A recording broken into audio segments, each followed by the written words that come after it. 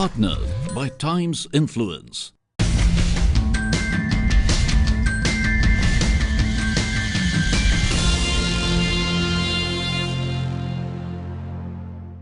Welcome to all of you to the ET Startup Awards 2018. It's been a glorious year for startups, hasn't it? And for entrepreneurs in general. We're here tonight to tell you who the best of the year are. A special thanks to all our sponsors, Capital First, Facebook, and Oddup, and our hospitality partner, the Leela Hotels. Thank you all. To kick off tonight's proceedings, may I call on stage Raj Jain, CEO of Bennett Coleman, to say a few words. Raj, can we have you on stage?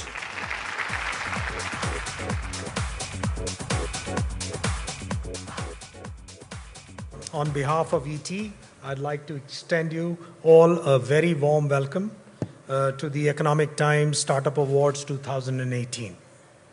For the Indian startup sector, 2018 is a milestone year, one in which Walmart, the world's biggest company by revenue, announced its intent to acquire a majority holding in Flipkart, the country's biggest internet company.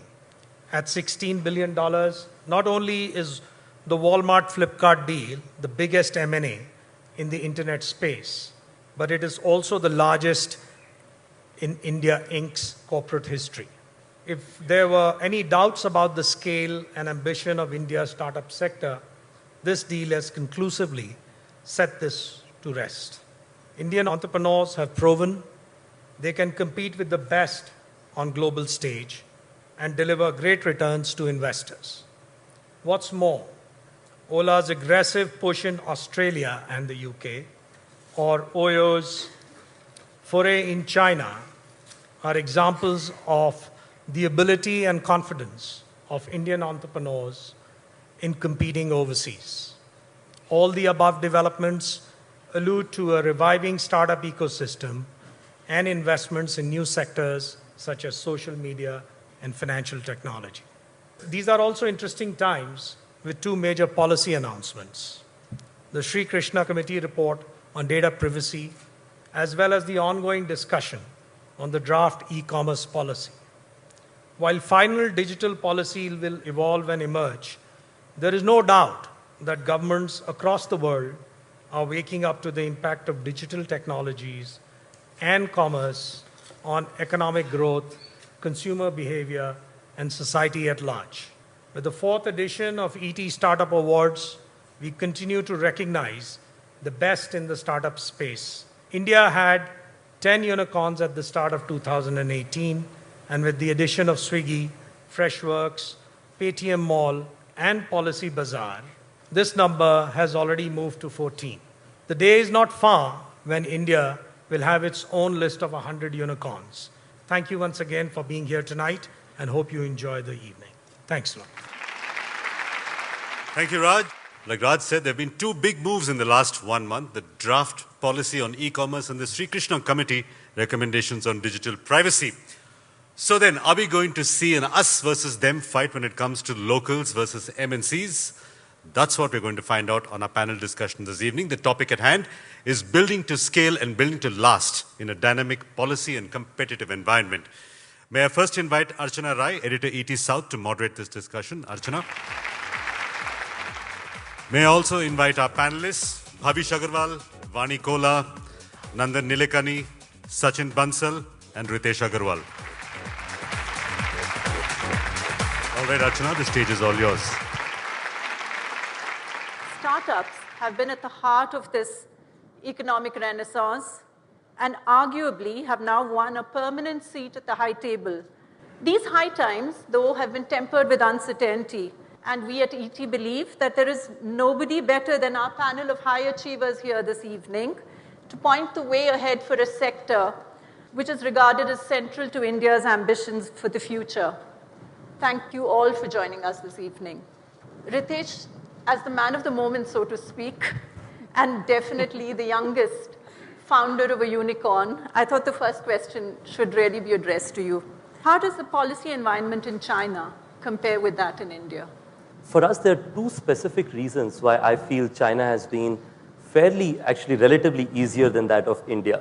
Even though China has, what publicly a lot of countries would say hard policies for companies to enter.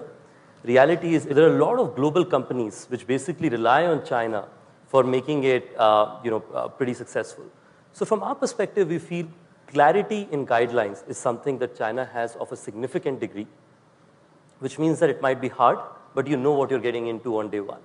So I think that's from a policy perspective. The second thing is talent. India is going through its first generation of talent. We are thankful to have Sachin, Bhavish create a lot of people whom we probably will gain from, and then in the future, a lot of other young entrepreneurs might get to learn from us. But I personally believe that China, we've been thankful to get the talent from Didi, Alibaba. A lot of these companies have groomed talent who are very ambitious. They want to make a difference to the society around themselves. They understand that stock options can be very meaningful in the long term. Why mission is so valuable, why deferred gratification is so important. I think that just makes it easier to get talent together. So I think these are two specific positives or the brighter side of operating in a policy market which is like China. The next question is for you, Bhavish. In your case, you moved from what is an emerging market to a market which is ranked much higher in the ease of doing business. What do you think Indian policy also needs to catch up with in terms of making this easier? Over the last 4 or 5 years, both at the center and the state, we had a lot of positive engagements with the governments, the Indian government and the state governments. When we look overseas, obviously these countries have a much more established setup of doing business. Opening a company is much easier. The tax laws are more straightforward, and there's a lot more history to which these countries have gone through, right? But when it comes to the new industries, I actually believe we are at the forefront and at the cutting edge of an enabling policy environment. The kind of environment that you see in Australia or the UK, the two places where we operate, in many ways, I believe our country is much further ahead.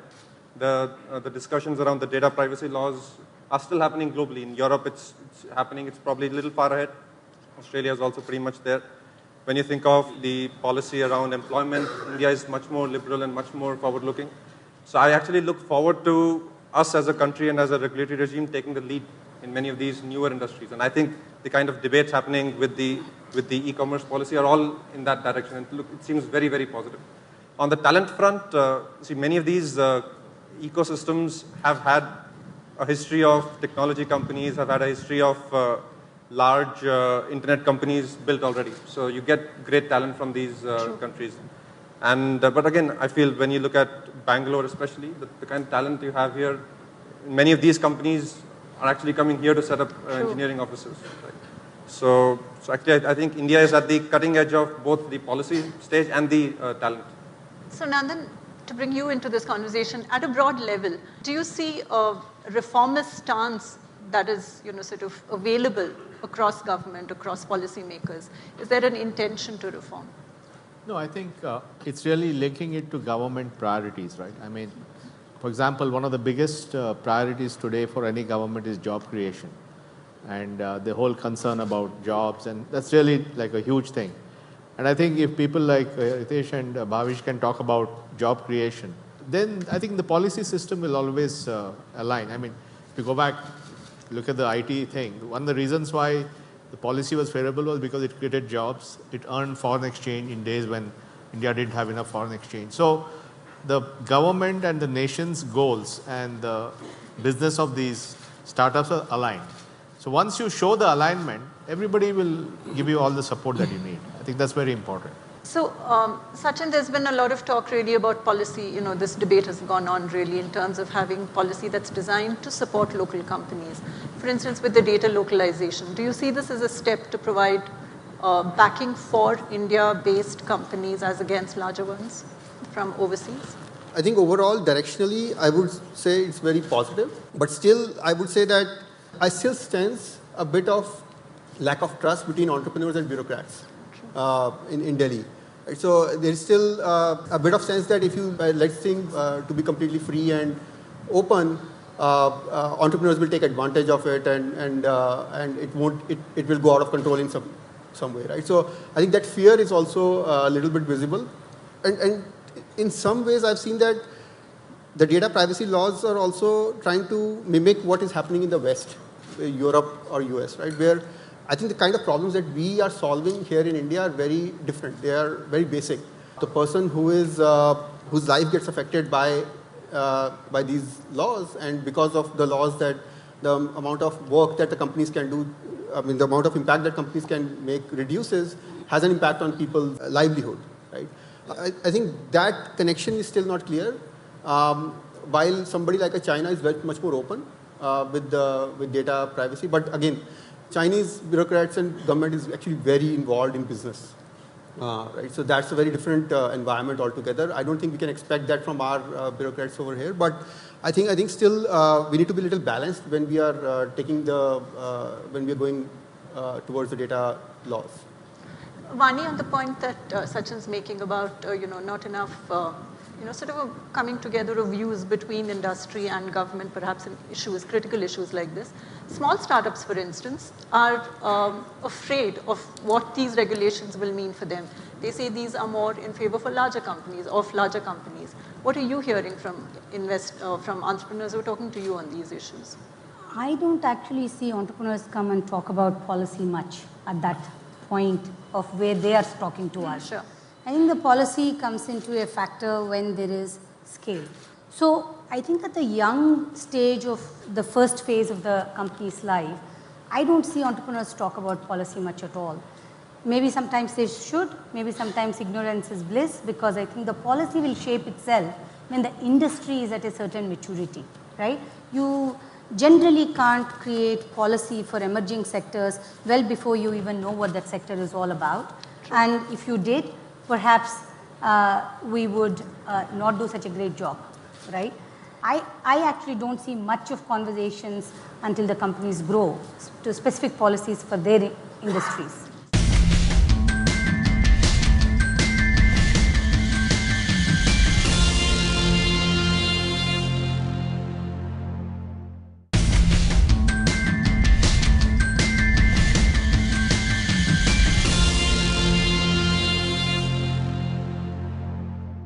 Are we doing enough to educate our people about the need on protection of data itself? Is there enough being done? Do you see a stronger role for government in doing this? No, I think if you look at the journey of data and data privacy, it's been a huge journey.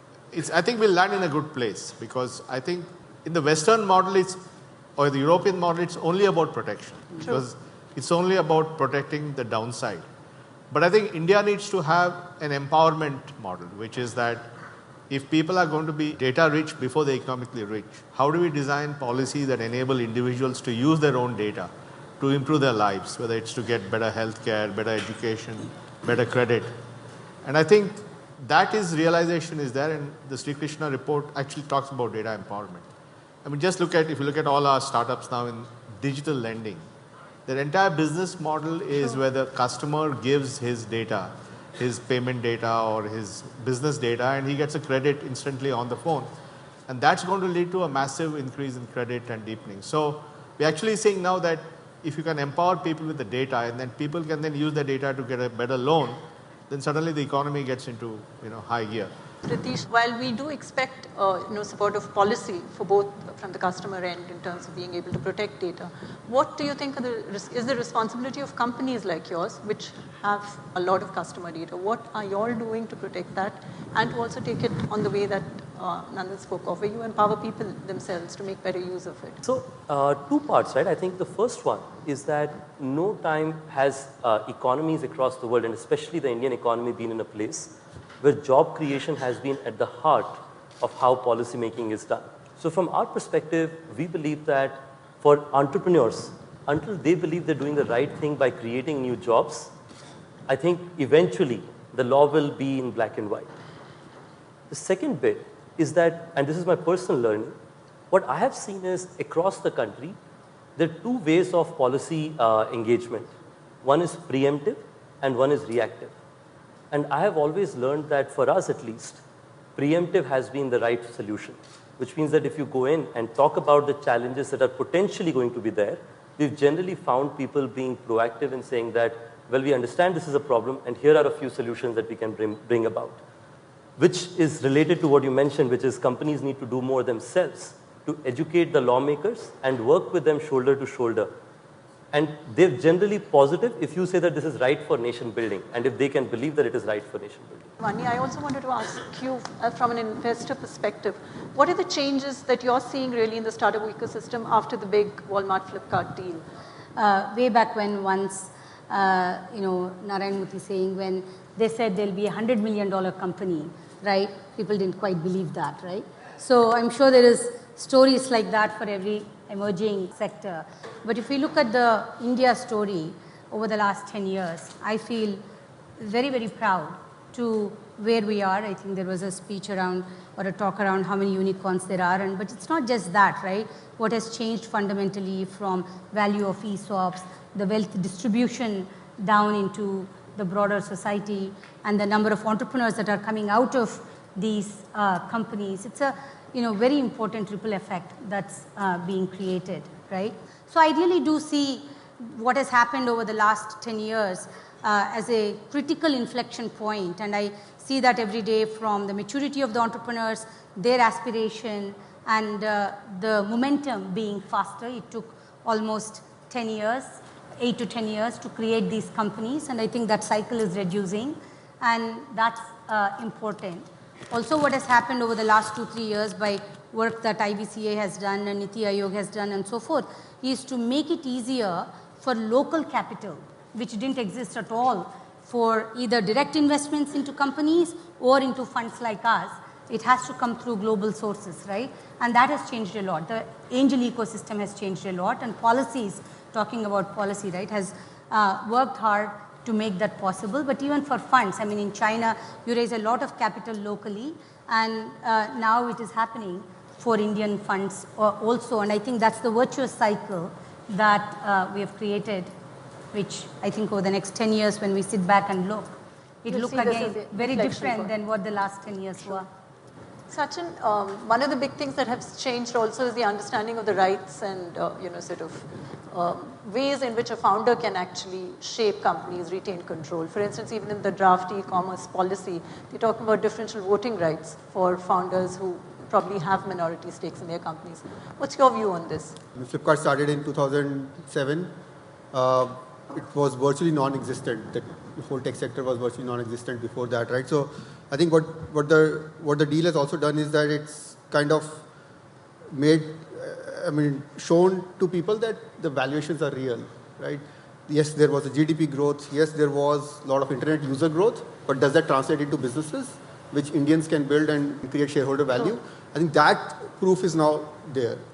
And I think that is now translating into other more tech companies raising funds at a larger valuation. And to me, it's not about being generating or raising funds at a larger valuation. It's also the ability to raise large amounts of funds has gone up, which is helpful for us. I think that's needed for the tech sector requires a lot more funding than what is available today in India. And I think to add to that, now if you look at the future, how do we create sustainable large businesses, right? And from startups to unicorns to actually businesses, exactly. Which will be the next, how do we create a situation where in 10 years' time, out of top 10 listed companies on NSE, 5 or 7 are tech companies, which is not there today. I think that situation will be created if we have empowered entrepreneurs who are thinking long term and building businesses in that way. I think one of the policy suggestions in the draft policy about differential voting rights is, I think it's a great initiative. But even without that, there are lots of other, opportunities for entrepreneurs to have more control even if they have to raise large amounts of money. I think that awareness is now coming in because, frankly, there was lack of funds in the space. I think that now because there are more funds which are chasing smaller number of opportunities, I think entrepreneurs have that kind of leverage to be able to ask for rights. Nandan, if we can just go back to the point that you were making earlier about data empowerment being a huge opportunity as well for companies.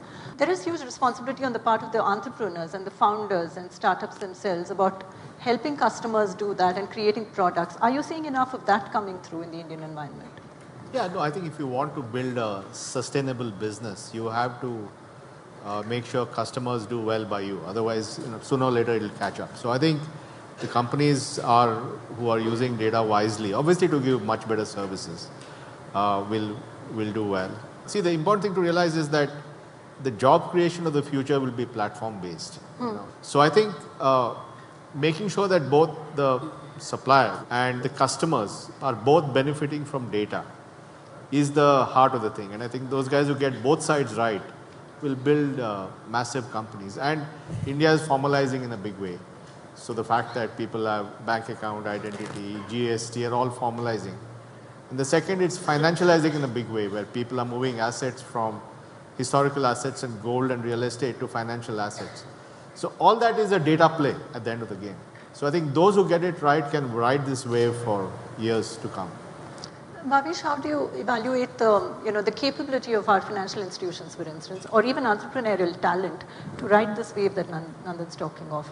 In the past 3-4 years, the richness of the ideas and the smartness of the entrepreneurs at a much younger age, and the kind of problems that people are tackling has, I think, grown in multiple dimensions, right? The kind of confidence that now I see in the ecosystem in terms of people wanting to take more risk, capital coming in, all has matured a lot. So I think the next 5, 7, 10 years, this is the boom time for this ecosystem, but in general, this ecosystem riding on the mega trends that our country is facing, right? The positive mega trends that our country is facing. And as a young entrepreneur, I think this is the best time to get into it and grow and solve for local challenges, build local business models. Like Nandan said, platformization will be a key business model across different industries, right? Transportation, hospitality, food, many industries will be platformized and digitized. And it's a huge opportunity. I'll do a rapid fire round on your views on how do you scale, because that's a big one. So, Ritesh. For me, the single thing that you can do for scale is bring solid talent and empower them with a singular mission. Sachin, you've, so to speak, been there and done that. So if you have to come back again into the fray, what's the one requirement that you think is necessary for large scale? The large scale companies start from thinking big. I think the entrepreneurs, I see a lot of entrepreneurs, high quality entrepreneurs in the ecosystem today, but sometimes they're chasing small opportunities. The market opportunities has to be big. That's a fundamental thing. And second is that I think build great teams. Do not compromise on talent. Nandan, you've spoken of the India stack, which will really revolutionize, like you've said, a lot of the way business. Yeah. So that's happened, of course, and small pieces of the puzzle have been filled up. Do you think it'll take more time for that entire India stack, kind of vision to come through itself? No, I think many parts of it are, 1.2 billion people on Aadhaar, 1.2 billion transactions a month, 4 billion KYCs a year. UPI is at 250 million going to a billion. So I think the only piece of the puzzle which has not yet scaled up is the data piece, which in the next 3 to 5 years will have massive scale, especially in financial services. So Vani, are these conversations you're having as well? Are there entrepreneurs who are looking at these opportunities that Nandan, for instance, is talking of, like being the next big scalable businesses? I think almost any business, at least what I see, is hits a scale plateau at one level or the other, and it requires them to rethink and repivot. For the founders, every step jump in success requires them to rethink at a talent level, process, systems, strategy, everything. So scale requires companies led by their founders to really rethink, and I think one big factor of that comes down to culture and hiring of the company. Bhavish, just one question. So which market are you driving into next? Deeper into India. On that note, thank you very much. Thank you. Thank you. India provides that massive opportunity that you don't look at just the domestic market, but you use the domestic market to actually capture the global markets in the years to come. One of the key aspects of startup movement in India is that many startups here are looking at challenges which India is confronted with.